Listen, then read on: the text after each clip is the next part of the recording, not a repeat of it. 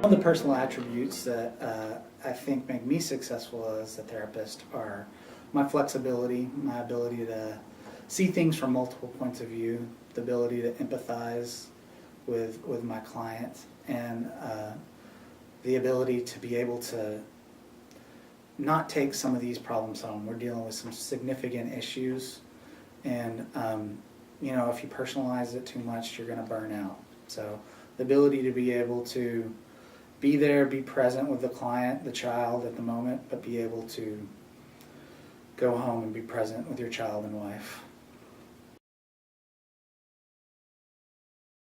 A normal day for me in private practice is, every day is different. You know, my schedule is different every day.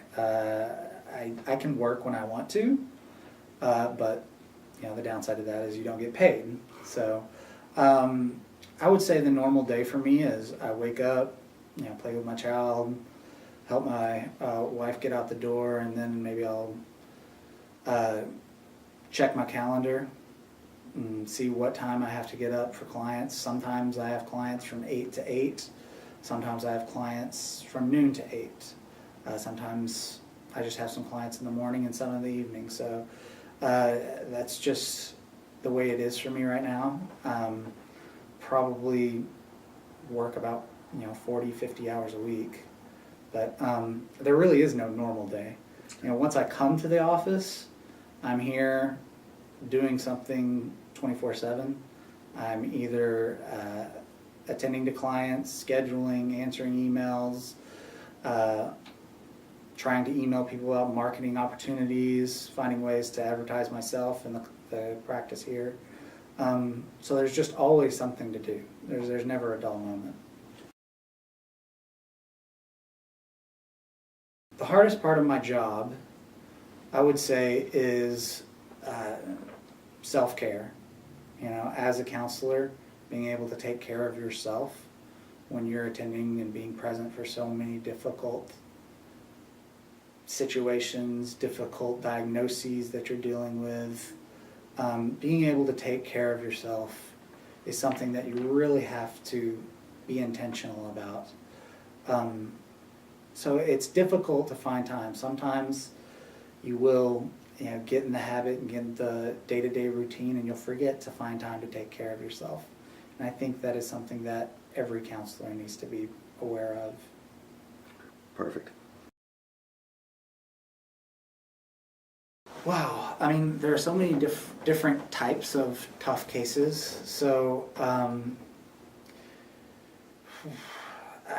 I've dealt with many different children, adolescents, teenagers that have presented with suicidal ideation, and so we have to assess, is this a significant threat, a clear and present danger to them or not? And when I handle that, I've got to do my best to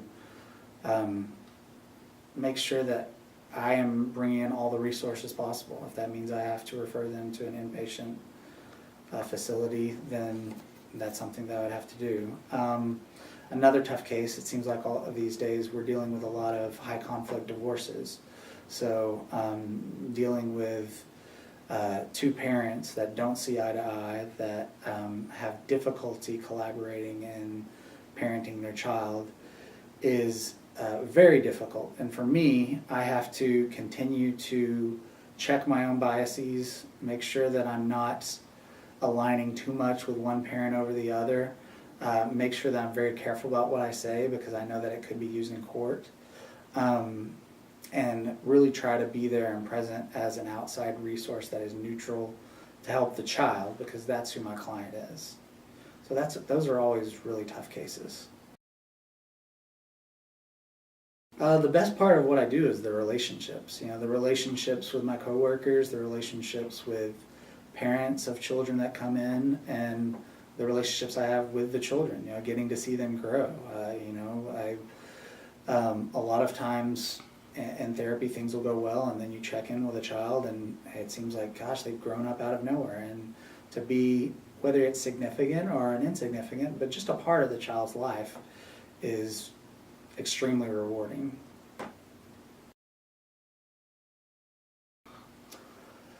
Oh, what advice would I have for students? I'm trying to think back from when I was in grad school, what I would like to hear. Um, Being in private practice, there is a business aspect of this. So you have to learn to be comfortable with yourself, confident, be able to market yourself. I always told myself in the beginning, fake it till you make it. You have to be able to, even though you are new and a beginner, realize that you are a professional and that to many people you are an expert and you're a resource that they're using to help themselves.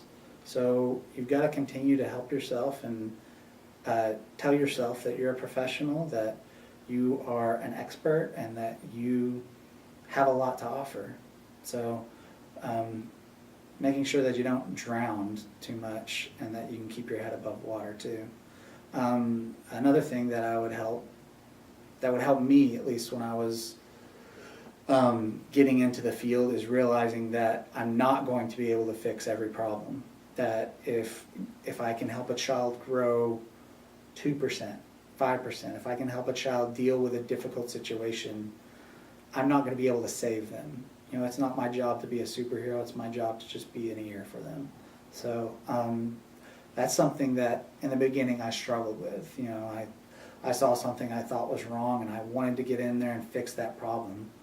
Well, sometimes that's going to overstep bounds and you're not going to be able to be as good of a counselor for that child as you'd like because maybe the parents don't want to bring them to counseling anymore. So you've got to learn that you're an expert, you're a professional, but you are human too.